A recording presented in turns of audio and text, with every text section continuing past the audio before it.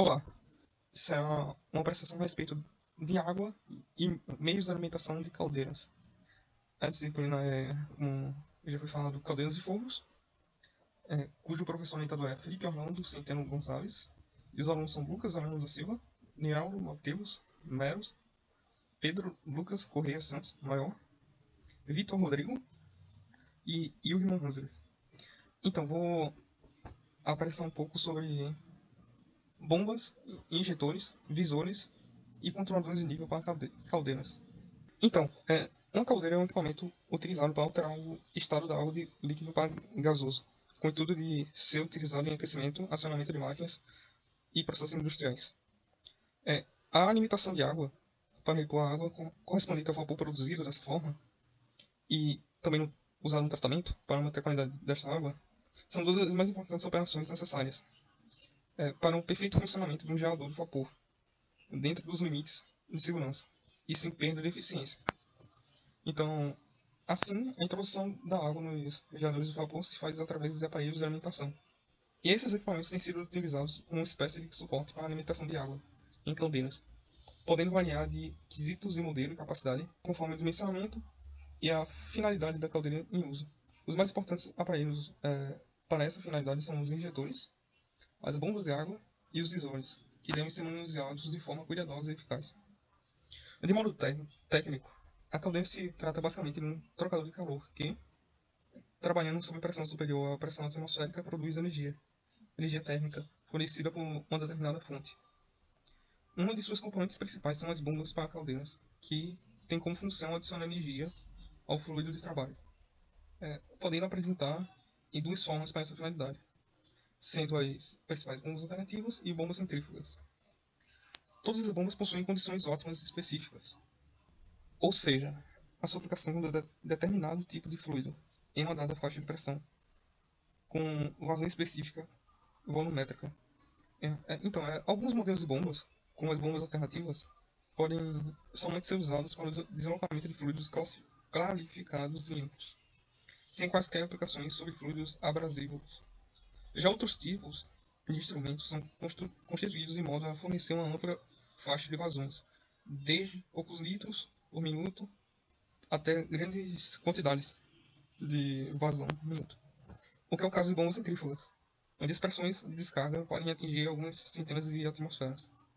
Essas bombas são capazes de trabalhar utilizando líquido límpido ou líquidos com solos abrasivos ou ainda mesmo fluidos de alto teor de conteúdos de solo, contanto que tal líquido não seja muito viscoso.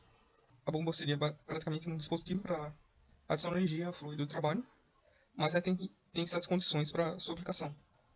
Tipos de bombas para caldeiras. Então, uma bomba hidráulica para caldeiras é um dispositivo que basicamente adiciona energia aos líquidos, tomando energia mecânica de um eixo, de uma haste ou de um outro fluido, sendo o ar comprimido e o vapor são os mais usuais. As formas de transmissão de energia podem ser através do aumento de pressão, aumento de velocidade ou aumento de elevação da altura que vai ser posicionado, ou qualquer combinação dessas três formas de energia, onde, dessa forma, facilita-se o aumento do líquido. É geralmente aceito que o líquido possa ser uma mistura de líquidos e sólidos, nas quais a fase líquida predomina. Já com relação aos tipos de bombas, é possível separá-las em dois grupos principais, sendo seus respectivos nomes atribuídos à forma que move o fluido. É possível notar como a esquematização da classificação de bombas. E quais seriam os tipos e categorizações de bombas para caldeiras? As bombas para caldeiras se dividem em duas categorias principais, que são as bombas centrífugas e as bombas volumétricas. As bombas centrífugas se separam nos subconjuntos radial, axial e mistas. As cadeiras centrífugas radiais podem se apressar como simples e multi-estágio. Já bombas volumétricas, que podem abranger as bombas alternativas e as bombas rotativas, onde as bombas alternativas podem ser categorizadas em bombas alternativas de êmbolo ou de diafragma. E as rotativas podem ser consideradas como rotativas de engrenagem, lóbulo, palheta ou de parafuso. Para o intuito dessa prestação, onde apenas vamos descrever as que são mais usuais para a aplicação de caldeiras, vamos só apresentar e analisar as bombas centrífugas e as alternativas, que são as mais aplicadas nesse ramo de aplicação de bombas para caldeiras nas indústrias. Então, primeiramente, bombas centrífugas são o tipo de bomba que dão melhores resultados para o uso em caldeiras, pela simplicidade de seus componentes, facilidade de manutenção, além da grande vazão que esta proporciona, sendo vazão máxima de 500 mil litros de água por hora. Também, né, vão operar em um regime contínuo, ao contrário das bombas alternativas, que vão ser descritas adiante. Além disso, da mesma forma que as bombas alternativas, as bombas centrífugas podem ser acionadas por uma turbina ou motor elétrico, sendo necessária a instalação de uma válvula de alívio para a segurança do sistema. Esse modelo pode variar em subcomponentes, tais como puras, radiais ou do tipo Francis. E seu funcionamento consiste em um disco, que é um rotor com um jogo de palhetas, que gira em alta velocidade, absorvendo a água pelo centro e recalcando-a em sua periferia. Esses discos são chamados estágios, que dá origem às bombas centrífugas multi-estágio, que no caso usam vários desses discos. Esses estágios, que são os discos, podem variar de quantidade de acordo com a capacidade da bomba, onde em caldeiras de baixa pressão empregam-se bombas com apenas um estágio, enquanto nas de alta pressão são usados multi-estágios, que são as bombas centrífugas de multi-estágio. Agora, a respeito de bombas alternativas, as bombas alternativas são conhecidas também como bombas de pistões de deslocamento positivo ou de ação direta, informalmente também conhecidas como burrinhos, e apresentam diferentes fontes de energia, funcionamento e acionamento. Podem ser acionadas por motores elétricos ou a vapor, como locomotivas a vapor, através do aproveitamento do movimento de rodas. Da mesma forma que as bombas centrífugas, que têm várias formas de acionamento. Mas essas apresentam vários modelos também e tamanhos, além de possuírem as características de aproveitar a característica de apresentar baixas vazões. Sua construção é bastante simples, apresentando constando de uma câmara, duas válvulas de retenção e um êmbolo. Isso, e sua grande vantagem é a economia de energia que apresenta em relação à bomba centrífuga. Porém, possui a desvantagem de sua capacidade limitada e também devido à lubrificação descontínua do cilindro, que pode arrastar óleo para o interior da caldeira. E por essa razão são normalmente utilizados como bomba reserva, o que revela que esta bomba tem a facilidade de arrastar, junto com a água, grandes quantidades de óleo lubrificante que é empregado no sistema. Nesse tipo de modelo, o pistão realiza um movimento contínuo, tipo de vai e vem, como pode ser ilustrado aqui ao lado. O pistão movimenta aqui, e conforme ele movimenta, ele altera a pressão nessa região, fazendo um movimento da água. E esse movimento no interior de um recipiente cilíndrico pode resultar em um escoamento intermitente, onde, para cada um desses ciclos de movimento, um volume fixo de líquido é descarregado da bomba. Dessa forma, a taxa de fornecimento do líquido se dá pela função do volume varrido pelo pistão, um cilindro e um número de ciclos. Dessa forma, a taxa de fornecimento do líquido se dá pela função do volume varrido pelo pistão no cilindro. Dessa forma, a taxa de fornecimento do líquido se dá pela função do volume varrido pelo pistão no cilindro e no número de ciclos do pistão por unidade de tempo. Alguns dos mais conhecidos subtipos de modelos de bombas dessa categoria são as bombas de pistão de êmbolo ou de pistão de diafragma. Agora eu irei falar um pouco a respeito de injetores para caldeiras. Conforme a ABNT NBR 13, mais especificamente na sua seção 4.1.3, a respeito dos itens voltados para as caldeiras, o seu item C descreve que um injetor é um sistema de alimentação de água independente do principal que evite o superaquecimento por alimentação deficiente acima das temperaturas de um projeto de caldeiras de combustível sólido ou atomizado, com queima sem suspensão, no caso. O que significa que uma caldeira deve obrigatoriamente conter um dispositivo injetor ou semelhante na sua composição. Mas o que seriam injetores para caldeiras? Injetores são equipamentos de prevenção para a alimentação de água usados nas situações de emergência, normalmente em pequenas caldeiras de comando manual. sendo restrita a aplicação em apenas modelos de caldeiras que utilizam combustível sólido, uma vez que o modelo uma vez que, de modo geral, os demais tipos não possuem controle de demanda de combustível para realizar combustão. O princípio se baseia no princípio de continuidade, determinado por Bernoulli, e no uso do próprio vapor da caldeira ou de ar comprimido, que é injetado dentro do aparelho, onde existem os cônicos divergentes e as válvulas de retenção de controle de sobrecarga, que no caso, esses controles divergentes são essas agulhas reguladoras aqui, que ela mantém uma constante vazão de gás com alta pressão para empurrar a água para essa direção e direcionamento à válvula de retenção, para logo depois poder ser inserida no, no tanque da caldeira. E, em síntese, o esquema de injetor se possui uma zona de baixa pressão e outra e de alta. Em síntese, o esquema de injetor possui uma zona de baixa pressão e outra de alta pressão, além de um ou mais manípulos, que seriam uma espécie de válvula que possui uma agulha, que no caso essa aí é cônicos divergentes, né? E dependendo de como este é empurrado para dentro da região cônica, no, no interior do injetor, se é possível manipular a vazão do fluido. Assim, caso haja um aumento de vazão excessivo nessa região, cairá assim a pressão na região de baixa pressão. E desse modo o fluido percorrerá o caminho por conta da pressão atmosférica, ou seja, quando o vapor passa pelos cônicos divergentes, ele forma um vácuo, o que faz com que a válvula de retenção seja aberta e arrasta por sucção o fluido do reservatório dentro da caldeira, o que significa que o fluido então é forçado a se direcionar-se à caldeira devido à constante injeção de vapor no interior do injetor, onde se forma um campo de alta pressão, e caso o fluido entre em excesso no recipiente, esse irá sair por meio de uma válvula de sobrecarga.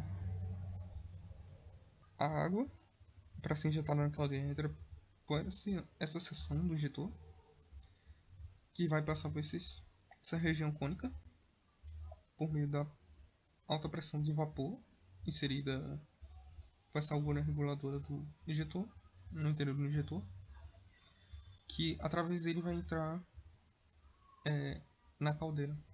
E quando a caldeira estiver cheia, essa água não vai conseguir mais passar, então vai passar por essa válvula de tensão e descer de volta. Então, agora eu vou falar um pouco sobre visores de nível para caldeiras.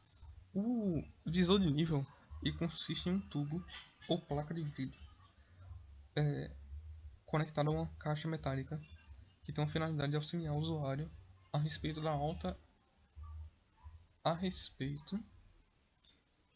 altura exata de água existente na caldeira. O produto indica diretamente o nível da caldeira, distância de leitura segura e fácil, podendo ser de duas cores: vermelho para descrever o vapor e verde para representar a água. Já para caldeiras monotubulares, esses visores são instalados para que o nível indicado garanta a presença de água no tubulão, acima da última carreira de tubos. E no caso de caldeiras aquatubulares, esse nível deve ficar situado numa faixa de 50% a 70% do diâmetro do tubulão superior. Agora, com relação às suas vantagens, entre os benefícios que a aplicação de visores de nível proporciona em atividades caldeiras, estão a máxima segurança da cadeira e dos operadores e o aumento da disponibilidade da planta, além de atender ao código da ASME, que menciona que caldeiras operando em pressão acima de 28 bar ou 400 pis devem possuir 2 visores de nível de água. E também ele atende a e também ele atende a NR13, da qual menciona que constitui risco grave e iminente a falta de sistema de indicação de controle do nível de água para caldeiras de dispor de leitura fácil e segura em suas cores, ou mais do nível de caldeira à distância, onde a luz verde indica o nível de água e a luz vermelha o de vapor, como eu já descrevi. E, por outro lado, entre os principais problemas do uso irregular de visores de nível estão a possível ocorrência de acidentes catastróficos, geralmente por conta das altas probabilidades de explosões, por conta do manuseio inadequado de caldeiras, onde os maiores índices de acidentes em trabalhos voltados ao uso desse instrumento ocorrem devido às falhas na leitura do nível de água. Além disso, a maioria dos incidentes em caldeiras nos quais envolve algum tipo de perda relacionam-se com a dificuldade de transmissão de informação a respeito do nível de água, principalmente em situações críticas. Entre as principais causas de falha na leitura desses visores estão o não atendimento aos requisitos do código do ASME ou do NR13, que implicam que um seguro mais caro ou não cobertura em caso de acidente. Também a difícil leitura do nível de visores e caldeiras, por conta da variação do volume de luminosidade ambiente durante qualquer estágio do seu uso, e também pelos altos custos de manutenção por vazamentos em visores e nível de caldeiras, devido às condições de alta pressão e temperatura. E agora, para encerrar essa primeira parte, vou falar um pouco sobre sistemas e controles de nível para caldeiras. Sistemas de controle de nível. Eles são basicamente para controlar o nível do fluido da água nas caldeiras e para indicar de forma mais ágil como está esses níveis.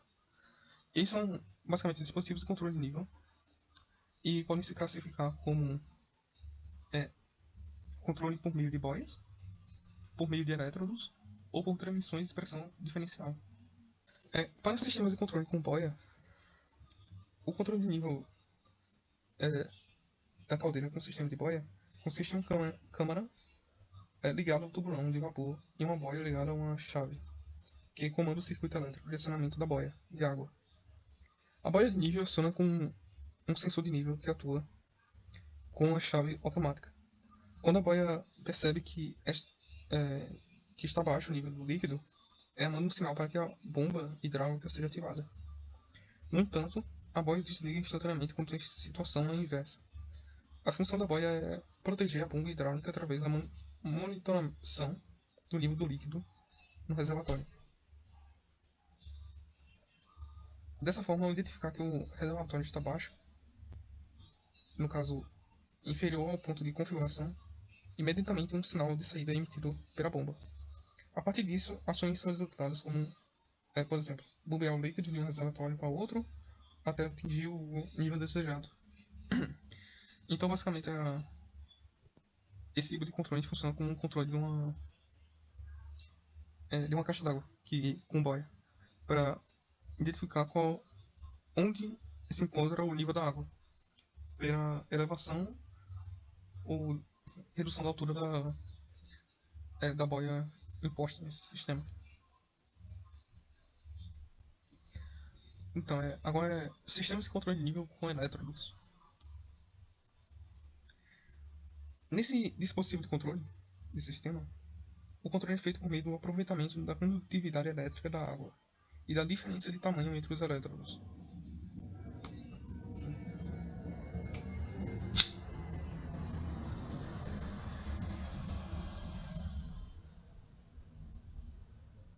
Cada tamanho corresponde a um nível de água, onde cada um está ligado a um relé, que por meio de contatos elétricos comanda a bomba de alimentação de água, os alarmes e, em alguns casos, até a parada de emergência da caldeira. Esse dispositivo é normalmente instalado em recipientes cilíndricos, anexados à caldeira, de modo a acompanhar as variações de nível de água.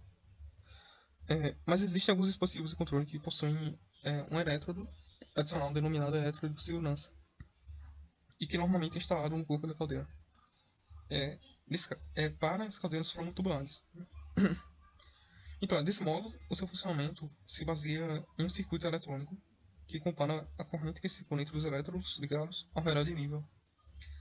Assim, mudamos contatos de saída do relé de nível para a posição de trabalho ou repouso quando o líquido cobrir ou descobrir o elétrodo. Esse tipo de controle é mais utilizado em caldeiras que há pouca variação de carga. E os sensores de nível condutivo são ideais para a detecção de nível pontual de uma ampla variedade de líquidos condutores, como a água, e são especialmente adequados para líquidos altamente corrosivos, onde, dependendo do seu design, vários elétrodos de diferentes comprimentos podem ser usados como um suporte. Então, no sistema da caldeira, esses elétrons se posicionam nesses cilindros que ficam no interior da... que pode se observar aqui na imagem, que são caracterizados por ser. E, por fim, temos o sistema de controle de nível com transmissão. O sistema de controle de nível de água por transmissão de pressão diferencial considera a diferença de densidade que existe entre a fase líquida e o vapor de água. Essa diferença de densidade cria uma pressão diferencial no transmissor, cujo sinal é enviado ao controlador de nível. E esse, por sua vez, atua na válvula de admissão de água ou em um inversor estático que alimenta o motor da bomba de água, que no caso seria essa região aqui, que usa, por meio da pressão, o controle do nível da água. E aqui, nessa parte aqui, se encontra o transmissor, que ele é acionado por meio da diferença de pressão, dependendo do nível que está a água. Então essas aqui são as referências. E agora vai ser a segunda parte sobre o tratamento de água. Água de alimentação de caldeiras.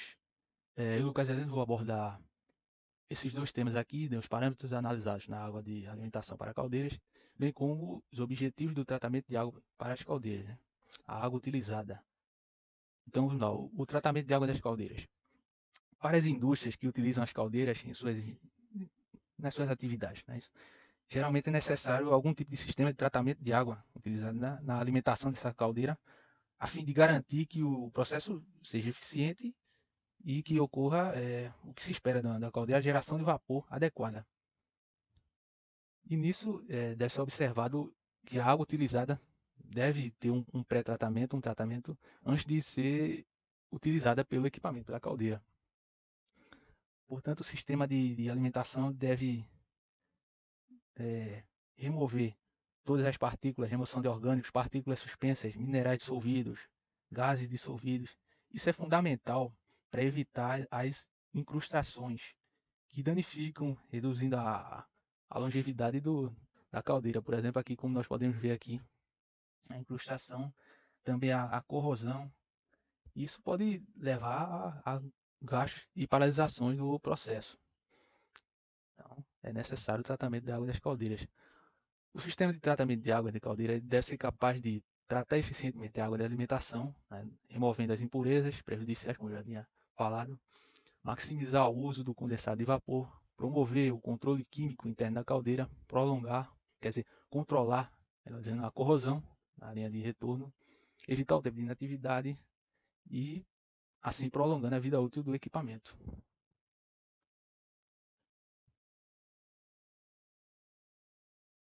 Deixa eu voltar aqui, porque várias opções de tratamento podem ser consideradas, né?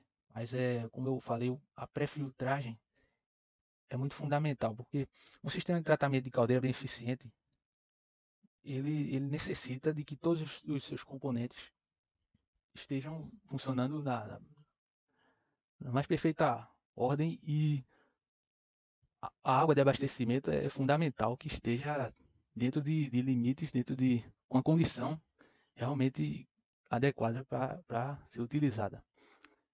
E nisso nós podemos observar aqui os parâmetros analisados, né?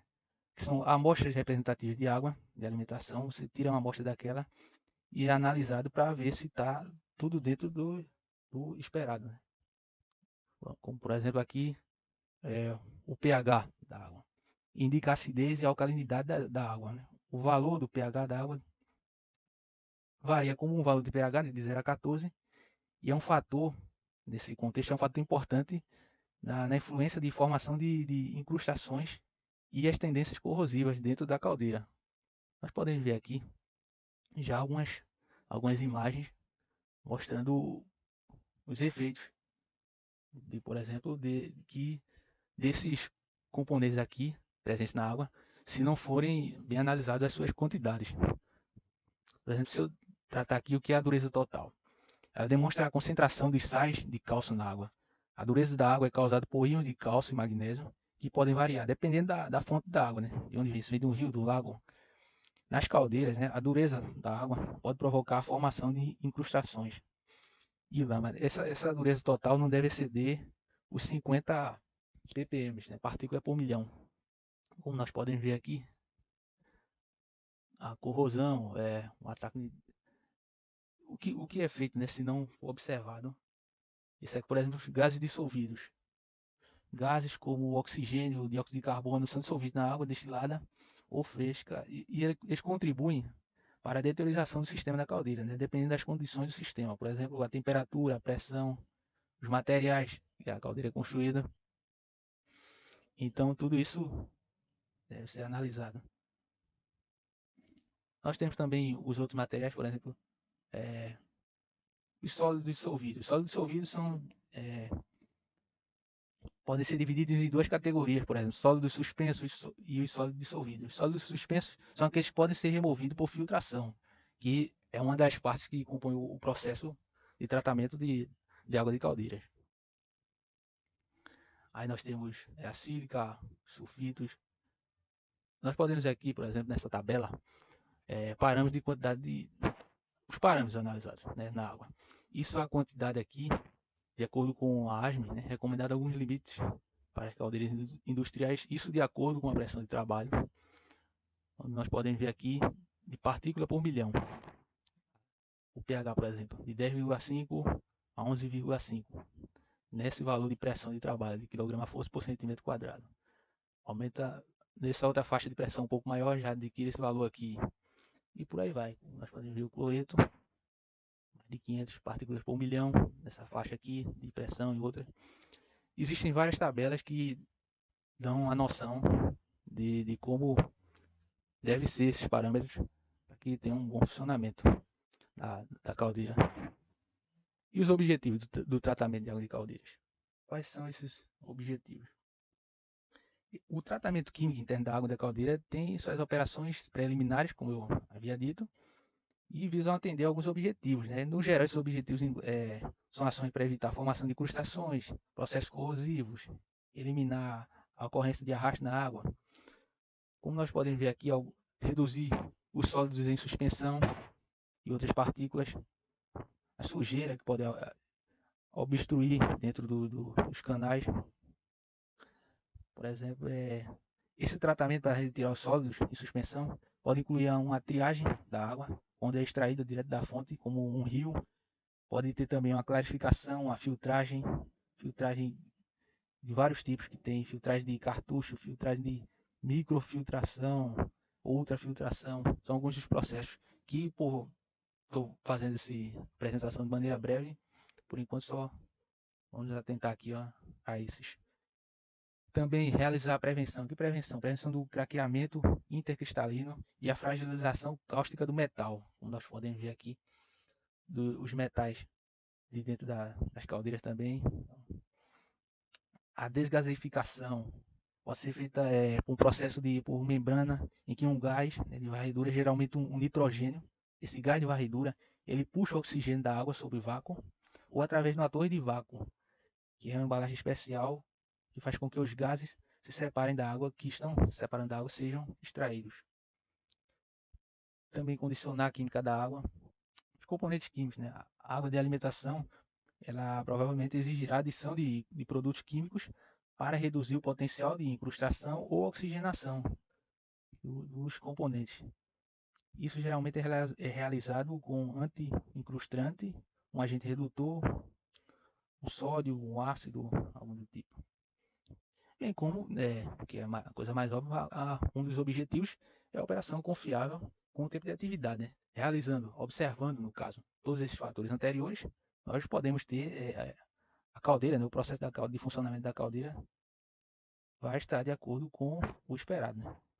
De acordo com o projetado, de acordo com o design e o que se espera do funcionamento desse equipamento. Então, minha parte é essa, agora os outros colegas vão dar continuidade. O meu nome é Pedro e, dando continuidade, eu vou falar um pouquinho sobre os métodos existentes para o tratamento da água utilizado nas caldeiras. Existem dois tipos de tratamento de água, sendo o externo e interno. O tratamento externo é aquele que é realizado antes da água entrar na caldeira, e o interno é aquele feito após a água entrar na caldeira. O tratamento externo a gente pode definir como clarificação, amaciamento, desmineralização, desaeração e a remoção da sílica. No tratamento interno, ele é feito com a adição de alguns produtos químicos, porque aí a água já vai estar entrando na caldeira, então não tem muitos métodos para ser feito. Sem contar que ele é econômico, é um dos mais econômicos, é esse aí. Então, como é que a gente define quais são os tratamentos necessários? A gente tem que analisar alguns fatores, como a fonte da água, se ela vem de um rio, se ela vem de um poço, as características químicas da água, o pH está alto, está baixo, e a quantidade necessária de água para reposição. Cada tratamento desse leva um certo tempo para ser realizado. Então, se você precisa de muita água, você vai ter que ver um método que seja mais rápido para ter essa reposição da água no sistema. Então, começando aqui falando sobre o método de tratamento externo, a da clarificação, ele é dividido em três partes: filtragem, floculação e decantação. Mas, se a água, por exemplo, se a água vem de um poço, a água de poço ela já é límpida, ela não é turva. Então, a gente pode utilizar só a parte da filtragem. No caso, essa filtragem, que a gente chama filtragem simples, ela é feita com areia. E a água circula nesse sistema pela gravidade. Mas isso demanda de muito espaço, porque é um tipo de tratamento lento e vai demandar de muita área para poder utilizar mais areia e poder ter um fluxo de água tratada maior.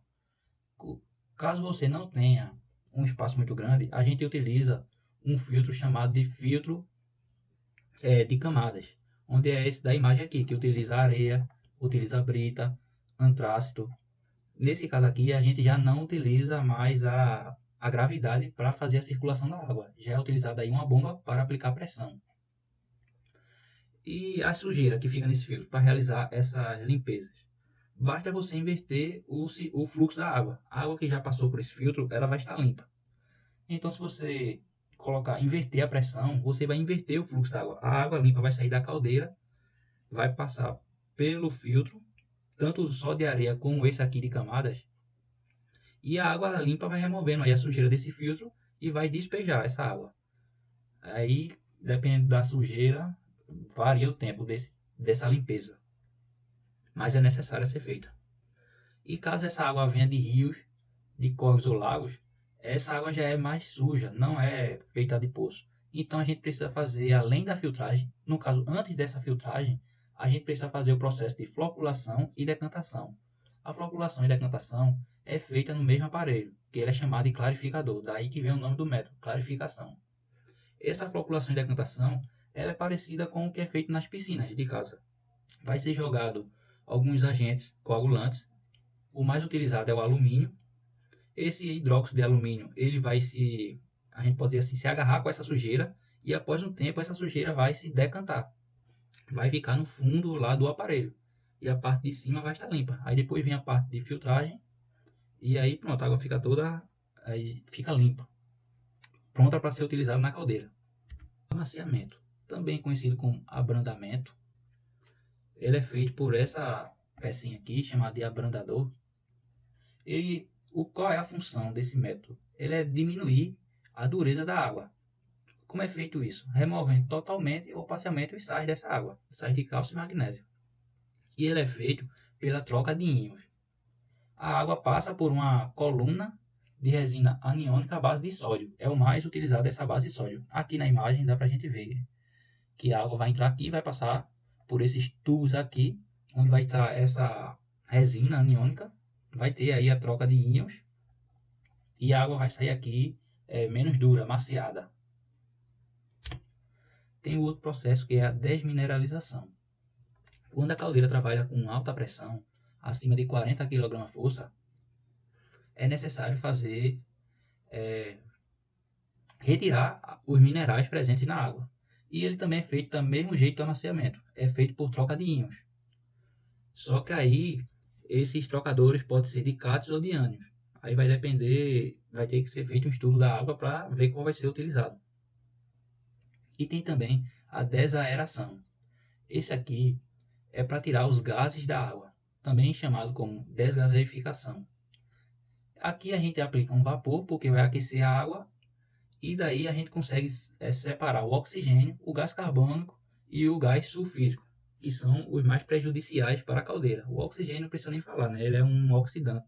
Vai aí, pode enferrujar, pode não, ele com o passar do tempo vai enferrujar a caldeira. E ele pode ser feito, aqui está a imagem desse desgaseificador. Ele pode ser feito por essa máquina ou pode ser feito com agentes químicos. Mas aí esses agentes químicos aí já é feito na parte de tratamento interno. Não precisa ser feito antes da água entrar na caldeira. E tem também a remoção da sílica. Ela é feita do mesmo jeito do amaciamento. Ele é feito pela troca de íons. Então, aqui tem a imagem mostrando. Ele parece com um filtro que a gente utiliza em casa mesmo. A água passa aqui e vai ter uma troca iônica. Geralmente, essa troca iônica é feita com tratamento de óxido de magnésio calcinado. Por que é feito isso? Porque a sílica ela vai produzir incrustações e isso vai prejudicar o fluxo de água da caldeira, trazendo problemas futuros. E o tratamento interno, como eu tinha dito, ele só é feito por produtos químicos. Ele é feito após a água estar entrando, ela pode estar ou no reservatório ou já no bico de injeção. Esse método aqui ele é um dos mais econômicos se for comparado com os anteriores. Com os externos, tipo de clarificação, amaciamento, ele é mais barato. E como é feito esse tratamento químico? Aí vai depender, porque vai ter que ver o pH, a dureza da água, vai eliminar o oxigênio, por exemplo, como eu falei. Então, para cada controle desse que você quer ter, vai ser utilizado um produto químico diferente. Não é apenas um elemento químico que entra nesse tratamento, é uma solução. E essa solução, a base mais utilizada é o triosfato de sódio. E daí é como eu disse, se você quer controlar o pH, vai precisar de um elemento mais ácido, mais básico. A dureza da água, vai utilizar mais um elemento ou outro. E aí o fabricante vai fazer aí essa mistura química, essa solução química, e você coloca lá no tanque. No tanque ou já na parte da injeção da água. Então aí são esses os métodos mais utilizados para o tratamento de água da caldeira. Espero que tenha aí ajudado um pouquinho no entendimento. Meu nome é Niraldo e eu vou falar sobre as fabricantes nacionais de injetores de água para caldeiras.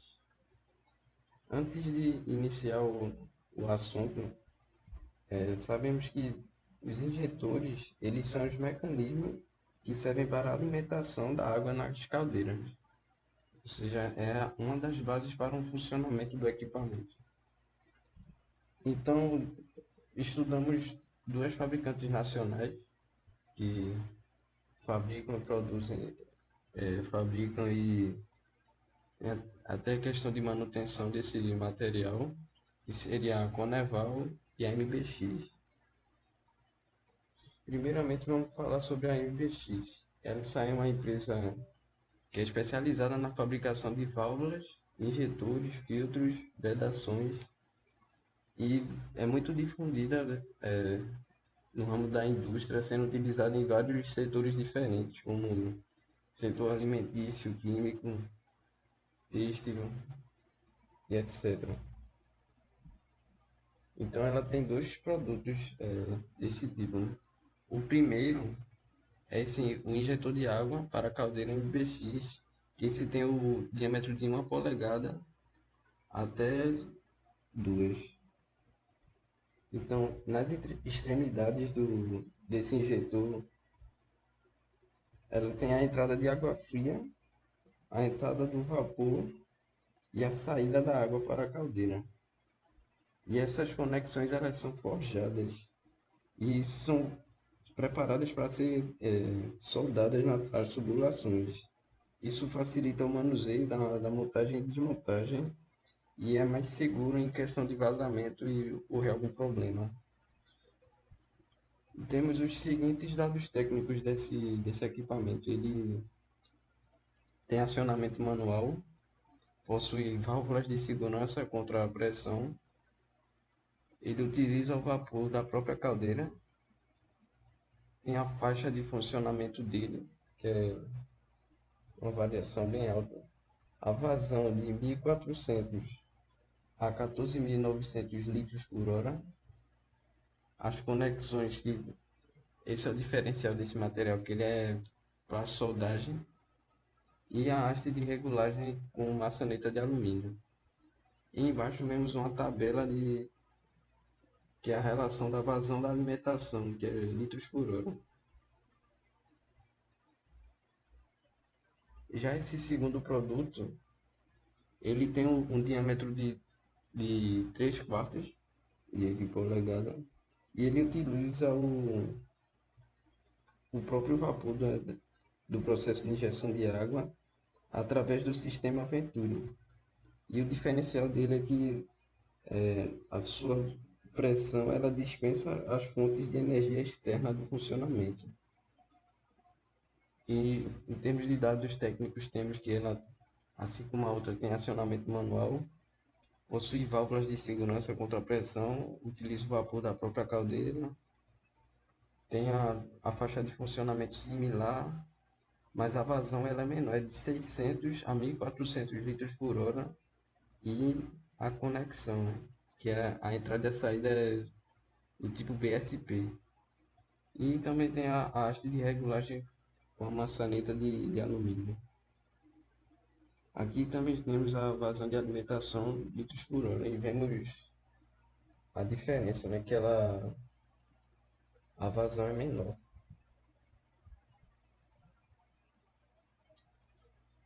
Agora a segunda empresa, a Coneval. Essa empresa ela é especializada no ramo de válvulas industriais, além da prestação de serviços como consultoria, manutenção, emissão de certificado e etc. E ela também produz acessórios para rede de vapor, linha pneumática e combate a incêndios. Essa empresa só possui um produto do tipo injetor, né, para alimentação de água em caldeiras. E os dados técnicos dela são, assim como as de todas as anteriores, ela tem um acionamento manual, válvulas de segurança, mas essa ela é construída em bronze, com a especificação do tipo aí. Utiliza o vapor da própria caldeira. O funcionamento é similar, é praticamente igual ao anterior, o último da MBX, e a vazão é de 600 a 14.900 litros por hora. E também conta com a haste de regulagem com maçaneta de alumínio. A operação dela é muito similar em relação à pressão das anteriores, da MBX, e a temperatura da água é a temperatura ambiente. E tem as opções de diâmetro de 3 quartos de polegadas, 1 polegada até 2.